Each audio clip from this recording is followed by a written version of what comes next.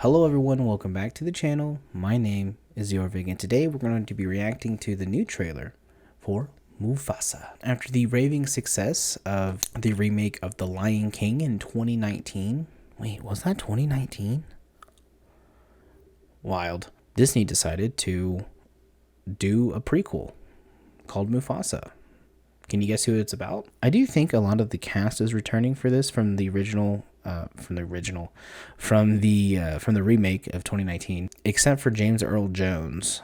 I think he's retired from voice acting, but I believe he gave permission to Disney to use his voice, like AI his voice, which I hate because obviously he's also the voice of Darth Vader, and you know they're never going to change that. But obviously because this is Mufasa as a cub, they're going to have a different actor play him. And I believe his name is Aaron Pierre, I believe is who is going to be playing like young Mufasa. This trailer was released along with the Snow White trailer. If you haven't seen the reaction to that, link will be in the description. As part of the D23 event going on this weekend, I will be covering a lot of the stuff that will be coming out of D23, so if you don't want to miss any of that, go ahead and click that subscribe button. Alright, let's go ahead and dive into this trailer.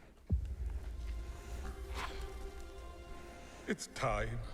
I'll tell you a story. A story of a cub. It's Timon and Not Pumbaa. bigger than you. So just to be clear, we're not in this story? There's a lot of stories with all of us. Tell one of those. Long before they became legends, Seth Rogen. Mufasa and the prince who would come to be known as Scar. became brothers. Hello, what's your name? Mufasa. I told you to wait for me. We can't just leave him here. Rules are rules, Taka. The king will never accept Taka. a stray. I couldn't remember Stray. what Scar's original Just name was. Lost. Taka. We do not associate with outsiders. Taka is the future king. We must protect the bloodline. But, Dad, I saved his life. Interesting. I have a secret, Mufasa. I always wanted a brother. I always wanted a brother. I always wanted a brother. Sometimes I get a scent. It's barely a trace on the wind. And it smells like home. Then it's gone. You and Taka together. That is home. Now both of you go.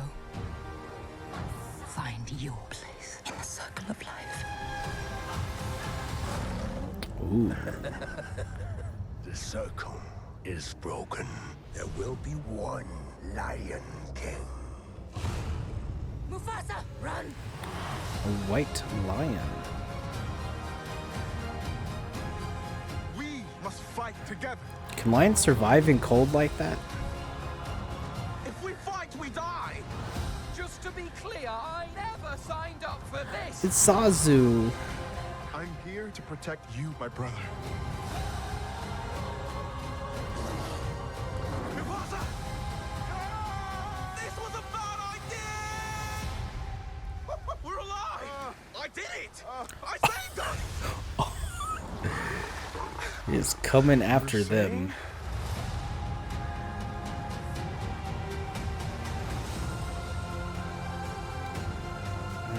I do love that theme. Oh, of course, it's Lin-Manuel Miranda. Ugh. Okay, let's talk about it. I really don't know how to feel about this. I mean, there wasn't really a lot of lore built around Mufasa. I mean, I just assumed that was just, you know, king, just to be king. But this paints a different story. I mean, it seems like he was an orphan, and that Scar found him, and then that's Taka, and he's like an adoptive brother. I think that is mentioned in the original movie. I mean, it would explain why Taka has black hair and Mufasa has, you know, the more red, you know, the orange, you know, like you would associate with the lion. I mean, this is pretty, but it's just so photorealistic that, you know, it's just an animated movie just with updated technology. I mean, don't get me wrong. I think the 2019 remake, I think visually looks good. We talked about this in my Snow White review, that Disney does in some cases makes very visually pleasing films. It's just, was this needed? Well, of course it was needed because Disney needs to make money. They've had a rough few years. But yeah, but I don't know. This is kind of cool. This kind of reminds me of like the boneyard scene from the Lion King. You know, like the two cup. You know, it was Simba and Nala. They go and explore this stuff. That's kind of a cool looking tree.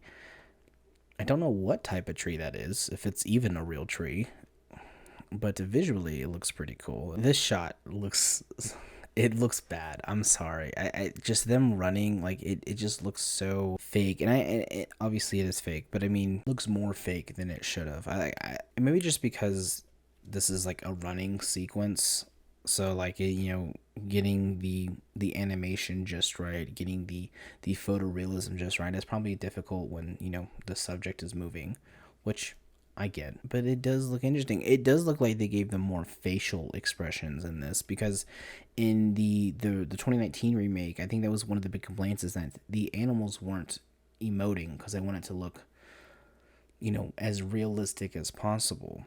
But here they're actually making a face. Like, obviously I don't think lions can make that face, because it looks like he's giving him the what are you talking about? You always wanted a brother, weirdo. So I think they listened to people's complaint of the 2019 remake, and I think seems like they've made these animal models more expressive, which could go a long way, especially with children. Here we get them as young adults. I'm assuming late teenagers, because their mane hasn't grown in. And I love how you can tell the difference between them. Obviously Mufasa is here, he's more golden, and then Scar is the more kind of grayish lion. So at least they distinguish that for us. See, this is a very, very pretty shot. There's just that sunset over the Serengeti. Just beautiful shot of this.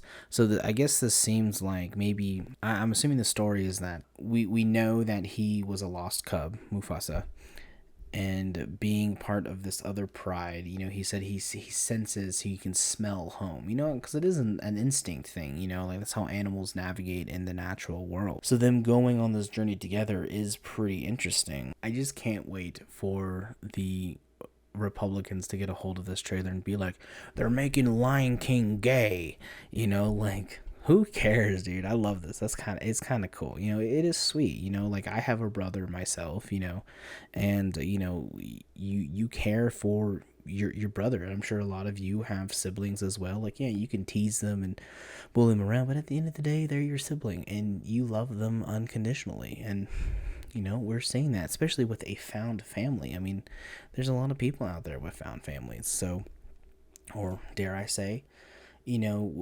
mixed families. Not mixed as in racially, but like, what's the word? Blended families. There you go. Yeah, it came to me eventually. So here is the first look with, I'm assuming is the antagonist of the film. I had to look it up. I recognized the voice, but I had to look it up because I don't know anything about this film. So this lion, his name is Kyros, and he's being voiced by Mads Mikkelsen, which, great casting. And I thought I recognized his voice, but again, I wasn't 100% sure. So yeah, so it seems like maybe this is the pride that Mufasa came from. But it is very interesting. They're all like white. I mean, I don't know how common white lions are. I imagine not very common, but it even seems like the females are at least light gray or grayish to white. And this could actually be a subtle jab to, oh wait, hold on, I have to look it up because I don't remember exactly what it's called. Here we go. You can see it here. Kimba, the white lion. I couldn't remember. So allegedly, so Kimba was originally a manga series in Japan.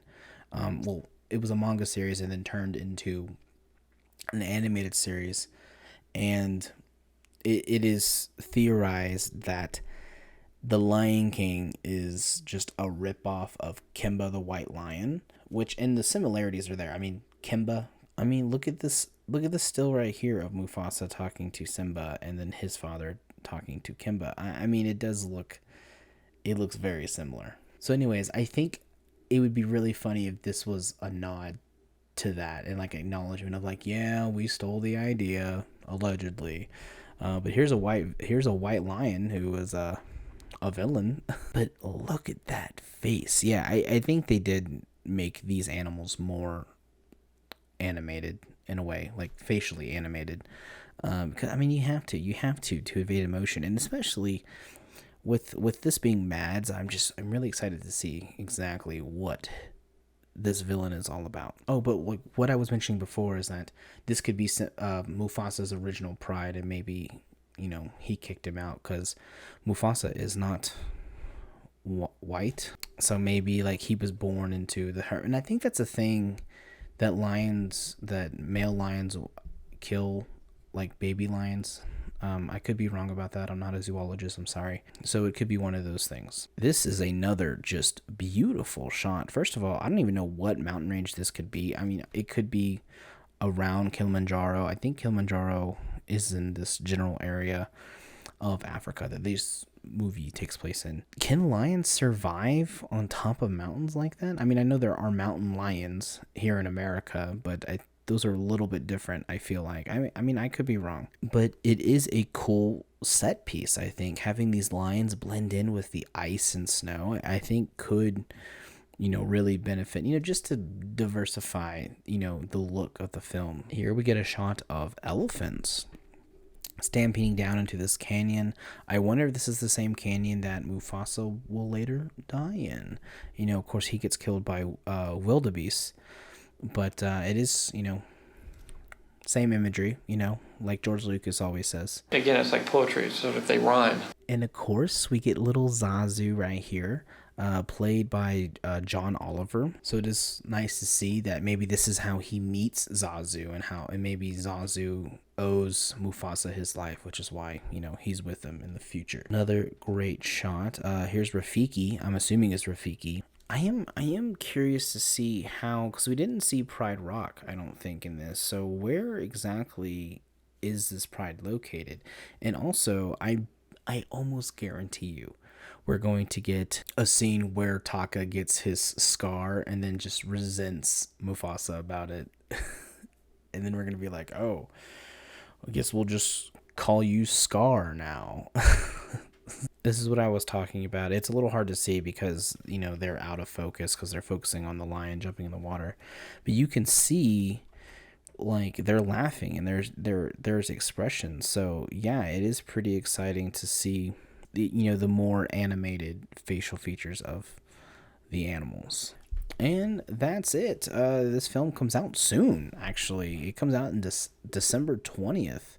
The little... It feels like it's a little late for a trailer. I feel like we would have got at least a Super Bowl trailer. Of course, the songs are done by Lin-Manuel Miranda. Look, I have nothing against the guy. I just think his style of music is not good. Don't get me wrong. There are a couple songs from like Encanto, from Moana that I do like. But most of his music, I just don't. So... I don't know, maybe this is different, maybe it'll be different here, maybe there'll be a different whole style of music, but I don't know, it's just disappointing to see. But anyways, guys, let me know in the comments section below if you are excited to see Mufasa this Christmas. As always, if you like this type of content and want to keep up to date with, you know, with all things movies coming out in the next couple weeks, click that like button, click that subscribe button, and click that notification bell so you never miss a new upload. And these are just the trailers that came out day 1 of day 23. There's still 2 more days. There's Saturday and Sunday at the time of recording this. So I'm expected to see some more animation stuff tomorrow. They have their animation panel, Marvel Animation and Disney Animation. So it's going to be a long week recovering all of this. And again, if you don't want to miss it, subscribe. But anyways, guys, my name is Jorvik. I'll see you in the next one.